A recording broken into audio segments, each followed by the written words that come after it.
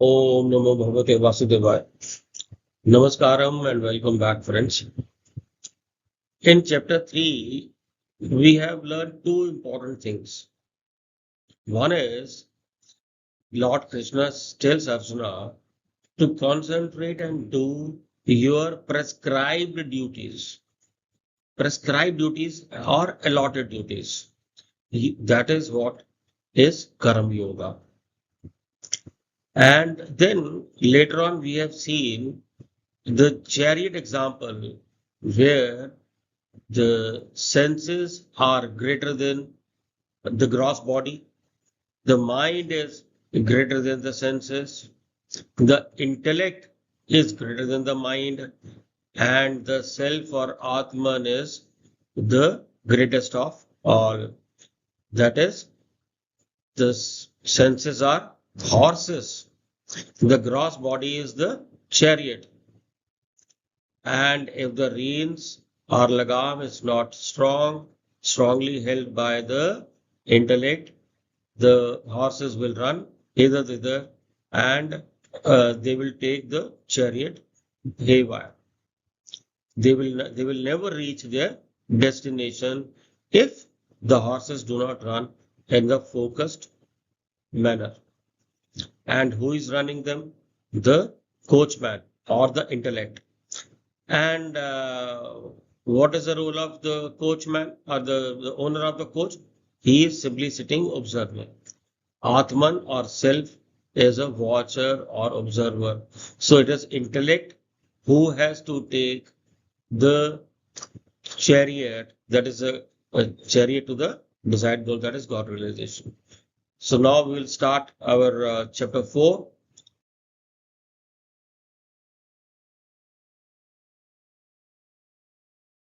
So this is very popular and important verse. Yada yada hi dharmasya glanir bhavati bharata. So this is 4.7. Whereas the Lord says, whenever righteousness is on decline and unrighteousness is in ascendant, then I manifest myself. Now, friends, here one or two things to be seen. There is no fixed period of time for the manifestation of Lord, and it cannot be positively asserted that He will manifest Himself in a particular yuga or age, or in a particular year, month, or a day. Nor is there any rule to show and in how many forms will the Lord appear in a particular yuga. But by way of conjecture, it may be stated that when, as a result of the tyranny and injustice of the strong and wicked over saintly and virtuous souls, devotees of the God and other innocent, weak, and helpless people, the vices and immortality rises high. It will mean the time for manifestation of Lord has come.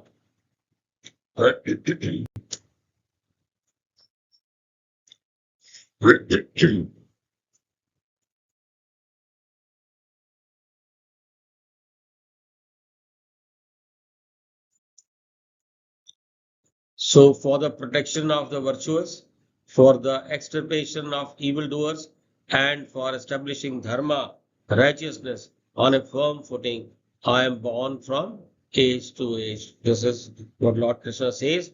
I am born from age to age. He thereby shows that in every age, whenever the decline of righteousness goes beyond limits, he manifests himself again and again, or as many times as circumstances require. There is no such rule that he comes down only once in a particular age. That is no rule.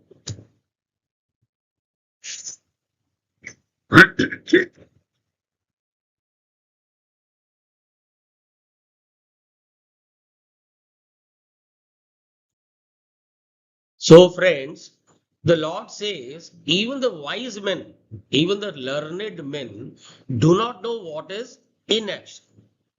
Now, inaction doesn't mean suspension of your activities by body, even mind and speech. So, inaction doesn't mean that you refrain from action. That is not inaction. Inaction means become unattached to the actions. So, this is what he explains in this verse. We'll read the verse. The truth about action must be known, and the truth of inaction also must be known. Even so, the truth about prohibited action must be known, for mysterious are the ways of action. So what the Lord says, you must understand the difference between action, inaction, and prohibited action. What is action? Action is whatever karma you are doing, whatever actions you are performing in day-to-day work, but that must be righteous, number one, and it should be commensurate with your caste and creed and as per your segment in society. That is what is action. What is inaction?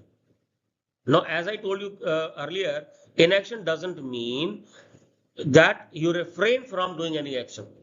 So Lord says you cannot remain inactive even for a moment.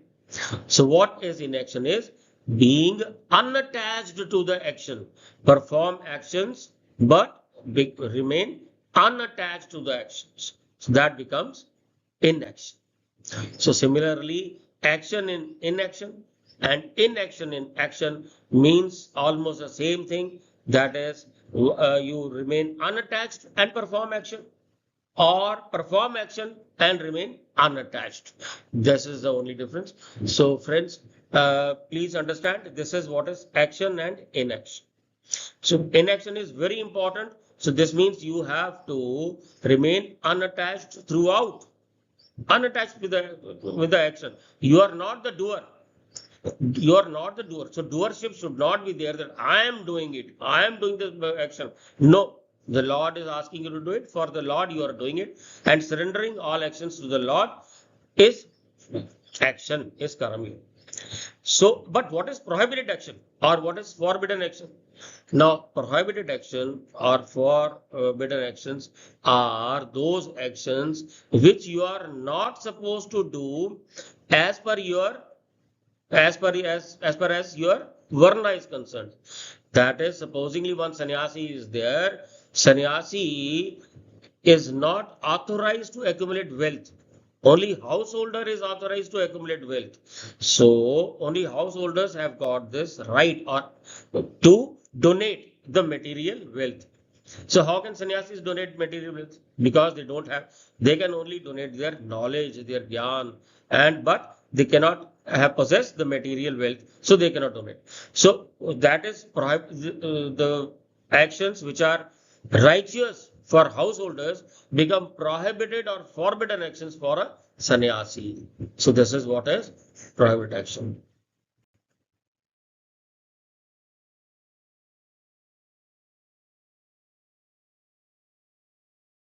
Now, friends, this is another very important verse of chapter 4 where Lord says, even the wise call him a sage, whose undertakings are free from desire and thoughts of the world and whose actions are burnt up by the fire of wisdom. Now, this verse has two very important words. One is Kam Sankalp Varjita. What is Kam Sankalp Varjita? That is, Kama or desire signifies the longing in any form for the possession of the objects of enjoyment.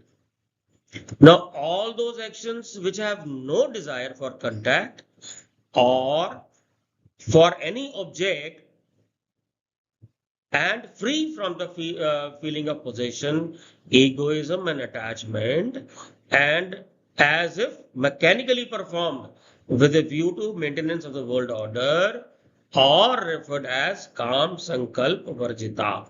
This means whatever actions we are performing, we must perform being unattached with the without any desire, without any desire or for the object of the world and even thoughts of the world. So we must refrain from them. That becomes Kam Sankalp Varjita. And another word which is very important is what is that? Gyan Agni. Now, what is Gyan Agni? It is fire of wisdom. It stands for the true knowledge of God, which dawns as a result of perfection in any form of discipline. That is whether bhakti yoga, karam yoga, or jnana yoga. So just as the fire reduces fuel to ashes, even so the fire of wisdom, that is jnana agni, reduces all actions to ashes. That means once you have the fire of knowledge, that is fire of knowledge, it burns all your actions, all your karmas, it burns to ashes. So this means so neither you have sanchit karmas, which will affect you for the future birth, you will become liberated. That is very important.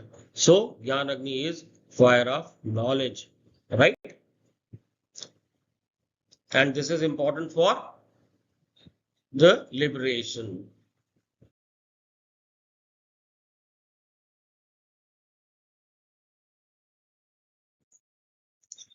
He who, having totally given up attachment to actions and their fruit, no longer depends on the world and is ever satisfied, does nothing at all, though fully engaged in action.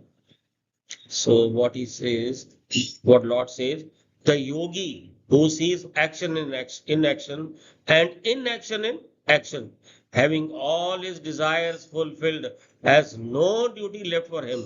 He needs nothing for himself. He doesn't require anything for himself. This means that the man of wisdom, even though performing all duties sanctioned by the scriptures, such as sacrifice, charity, penance, etc., only in the interest of the world order, without the feeling of possession, attachment, the desire for fruit and egoism, is really speaking a non-doer. That is why actions do not bind him. An enlightened soul doesn't give up his obligatory and occasional duties and goes on performing all his duties disinterestedly. This is important. This word is important. Disinterestedly. That is without craving for the fruits of his actions. So when you are not seeking any fruits of action, the actions become inaction and inactions become action.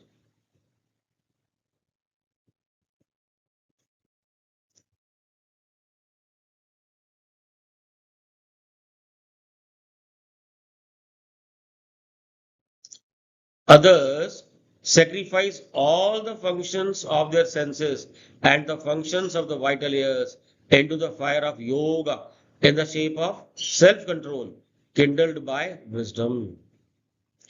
So, what does it mean?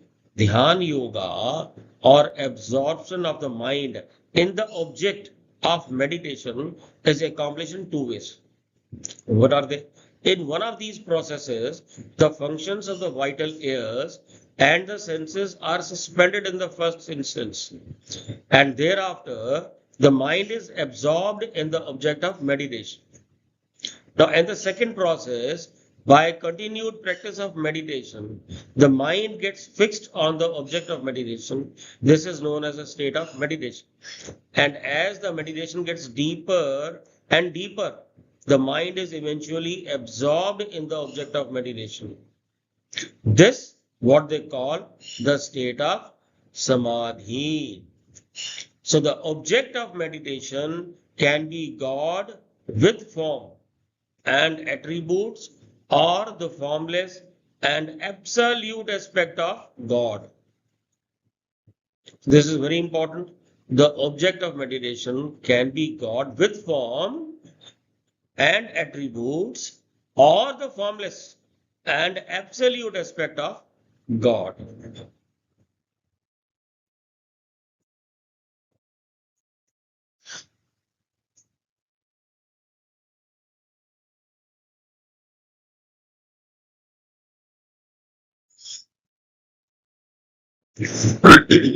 Some perform sacrifice with material possessions. Some offer sacrifice in the shape of austerities. Others sacrifice through the practice of yoga. While some striving souls, observing austere vows, perform sacrifice in the shape of wisdom through the study of sacred texts. Now, what is sacrifice? Sacrifice. So, I'll explain what is sacrifice with material possessions means devoting one's Wealth obtained by righteous means, only righteous means, through performance of duties enjoined by one's order in society. As per my order in society, I have whatever I have done, I am doing my duties and I am earning money, so that is what I am putting in sacrifice.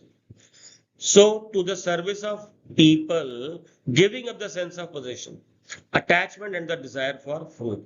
This is sacrifice of material possessions. The householder, this is very important, the householder alone is qualified to perform this form of sacrifice because only householder can accumulate wealth. Sannyasis are not allowed to accumulate wealth. So the householders alone, they have the right to perform sacrifice in the form of material objects. So, incessant flow of the mental substance towards the object of meditation, like the flow of Ganga towards the ocean, is called dhyana or meditation. So, friends, study of scriptures discussing the truth about God and describing his glory, virtues, and activities, and the study of Vedas are included in Swadhyaya. And the study of Gita, what we are doing now, is also a Gyan Yagya. So the study of Gita is also a Gyan Yagya.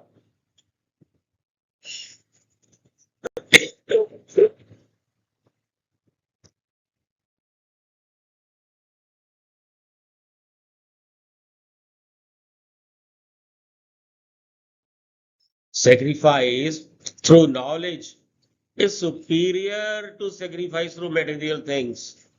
You see, just try to understand. Sacrifice through knowledge is superior to sacrifice through material things. All actions culminate in knowledge. So, in declaring sacrifice through knowledge as superior to sacrifice performed with material things, the Lord intends to show that if a sadhaka, instead of feeding Brahmins, bestowing suitable gifts on the deserving and poor, and performing other good acts involving the use of material things, takes up any one of the noble practices like the practice of self control, study of scriptures, investigation into truth, practice of yoga, etc., he should be recognized as engaged in a work of superior merit. For even a sacrifice performed with material things will lead to bondage. Such an important verse. So he who succeeds in realizing God through the attainment of true knowledge has nothing else to be achieved.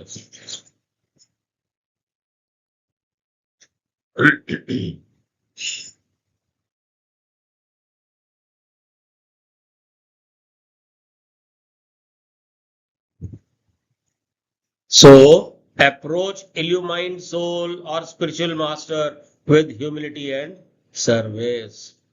So, what the Lord intends to say is that when you approach a spiritual master or a illumined soul, you must have humility towards him. You must bow down, although he doesn't require any your prostrations or something. So the Lord shows in this verse that for the attainment of knowledge, faith, reverence, and guilelessness of heart are of primary importance. Illumined souls need no prostrations, personal service, respect, and homage for themselves, but they do not feel inclined to discuss the higher truths when someone asks them in, in, impertinent questions with a heart full of pride and mischief, and with a view to testing their knowledge. So then, if you approach him with such a attitude of mind, he may not give you any knowledge. He will not impart any knowledge to you.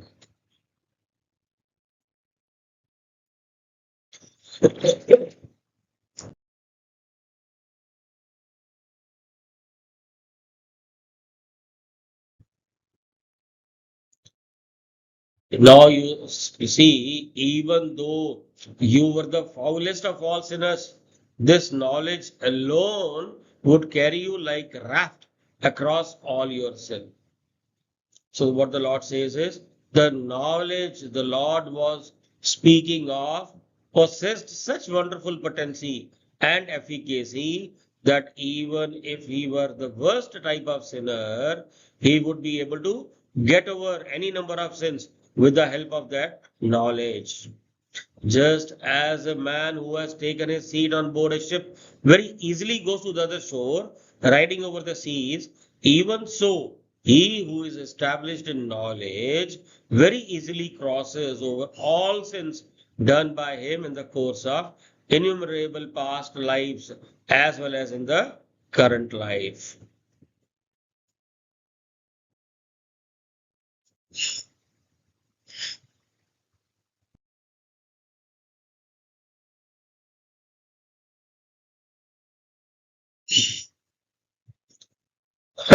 Very important. The fire of knowledge turns all actions to ashes, as the blazing fire turns the fuel to ashes. Now, what the Lord says, the moment the fire of knowledge manifests itself, identification with the gross body disappears. All doubts are set at rest once for all, and all karmas with their fruits are eradicated. The whole stock of sanchit karmas in the form of latencies disappears. In this way, this prarabdha karmas also get extinct so far as he is concerned.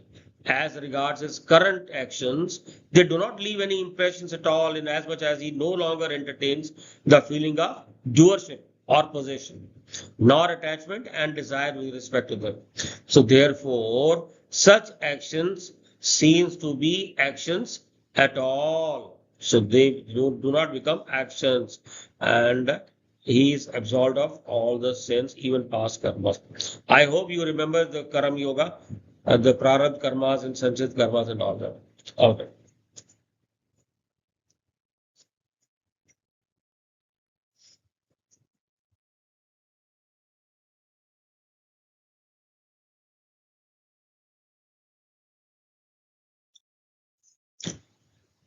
Who has mastered his senses is exclusively devoted to his practice and is full of faith, attains knowledge, having had the revelation to truth, he immediately attains supreme peace in the form of God realization.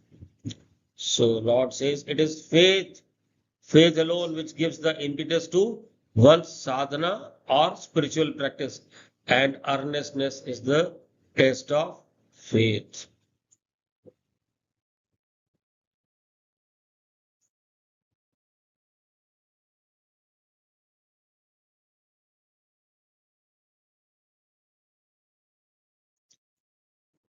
Actions do not bind him who has surrendered all his actions to God. The moment ignorance is destroyed by wisdom, doubts also disappear. Therefore, one who possesses control over the mind can easily overcome them. So, friends,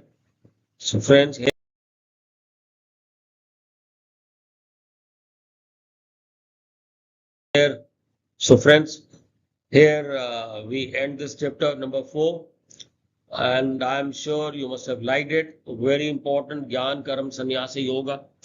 And this special session was also from the holy and divine land of Haridwar. And uh,